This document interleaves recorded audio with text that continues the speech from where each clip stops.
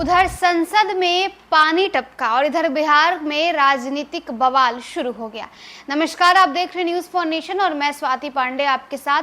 Monsoon आते के साथ देश के कई इलाकों में पानी ही पानी हो गया है और बाढ़ जैसी स्थिति उत्पन्न हो चुकी है। जहां एक तरफ केरल के वायनाड में भूस्खलन की समस्या हो गई है, तो वहीं दूसरी तरफ उत्तराखंड में लगातार बाढ़ की समस्या, बिहार में भी बाढ़ की समस्या। और अगर बात करें देश के संसद भवन की, यानी नए संसद भवन की, तो बारिश के वजह से दिल्ली में और नए संसद भवन में पानी टपकने लगा है, जिसके बाद अब दल के नेता जो हैं वो लगातार केंद्र की मोदी सरकार पर सवाल खड़े करते नजर आ रहे हैं। और इसी कड़ी में अब लालू प्रसाद यादव की दूसरी नंबर की बेटी रोहिणी आचार्य ने सवाल खड़ा कर दिया है। अपने ऑफिशियल ट्विटर हैंडल पर उन्होंने ट्वीट किया है, यूं तो रोहिणी आचार्य सिंगापुर में रहती हैं, लेकिन लगातार खासकर बिहार सरकार के खिलाफ, केंद्र की मोदी सरकार के खिलाफ जो है वो आवाज उठाती रहती हैं, लगातार तमाम बयान देती रहती हैं। और अब देखिए अपने ऑफिशियल एक्स हैंडल पर उन्होंने संसद भवन में पानी टपकने को लेकर के क्या कुछ लिखा है। स्क्रीन पर जो ट्वीट स्क्रॉल कर रहा है वो रोहिणी आचार्य का है, जिसमें वो लिखती हैं, मई 2014 के बाद से लेकर आज तक भाजपा नित्य शासन देश में भ्रष्टाचार का स्वर्णिम काल है। इस शासन काल में सत्ता के संरक्षण, सत्ता शीर्ष के सीधी संलिप्तता की मदद से भ्रष्टाचार ने अपनी सारी हदें पार की है। कोई भी क्षेत्र ऐसा नहीं बचा जहां भ्रष्टाचार अपने परवान नहीं चढ़ा। मामला चाहे रक्षा सौदों का हो, चाहे सृजन जैसे घोटाले में ट्रेजरी से निकासी का हो, चाहे नोटबंदी की आड़ में काले धन को ठिकाने लगाने का हो, चाहे बैंकों के साथ धोखाधड़ी पर कर देश का पैसा लूट हड़प कर भागने वालों का हो, चाहे महामारी के टीकाकरण का हो, चाहे चंदा चोरी का हो, चाहे प्रतियोगी परीक्षाओं की पेपर लीक का हो, अनगिनत काले कारनामे हैं। नित्य शासन के भ्रष्टाचार की लिस्ट यानी सूची अंतहीन है।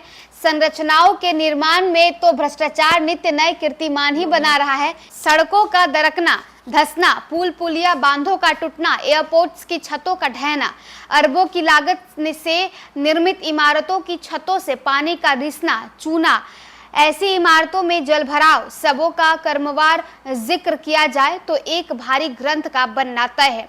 G20 समिट के आयोजन स्थल भारत मंडपम परिसर में पिछले वर्ष हुआ जलभराव तो पूरी दुनिया ने देखा। निर्माण की गुणवत्ता व निर्माण पर हुए व्यय पर वाजिब सवाल भी उठे, मगर भ्रष्टाचार पर आंखें मूंदने वाली सरकार के रहनुमे को नहीं पड़ा। चिंता व विमर्श का विषय तो ये है कि भ्रष्टाचार व भ्रष्टाचारियों की पहरेदारी, रखवाली करने वाली सरकार के शासन काल में ऐसी तमाम चीजें रूटीन अफेयर बन चुकी है, मगर देश की बागडोर अपने हाथों में लेने वाले लोग अपनी चाल से बाज नहीं आ रहे। पराकाष्ठा तो ये है कि करोड़ों लोगों की आस्था का केंद्र अयोध्या श्री राम मंदिर भी भ्रष्टाचार से अछूता नहीं रहता। निर्माण के चंद महीनों में ही मंदिर की छत से पानी चूकर गर्भगृह में गिरने लगता है। अयोध्या का रामपथ जमींदोज हो जाता है तो और लोकतंत्र में के मंदिर कहे जाने वाले अरबों की लागत से बनाए गए संसद भवन को भी भ्रष्टाचार के चंगुल से जकड़ लिया गया। छत चू रही है, परिसर में जल जमाव है, देश की किरकिरी हो रही है, आम जनता को फिक्र है, मगर भ्रष्टाचार के पोशाकों की बेशर्मी दूर जारी है।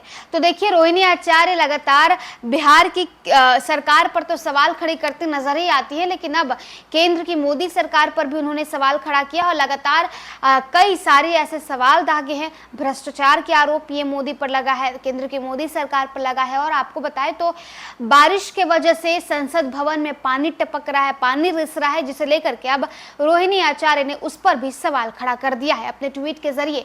क्या कुछ रोहिणी आचार्य का कहना था हमने आपको दिखाया। फिलहाल इस वीडियो में बस इतना ही। आप देखते रहिए न्यूज़ फॉर नेशन।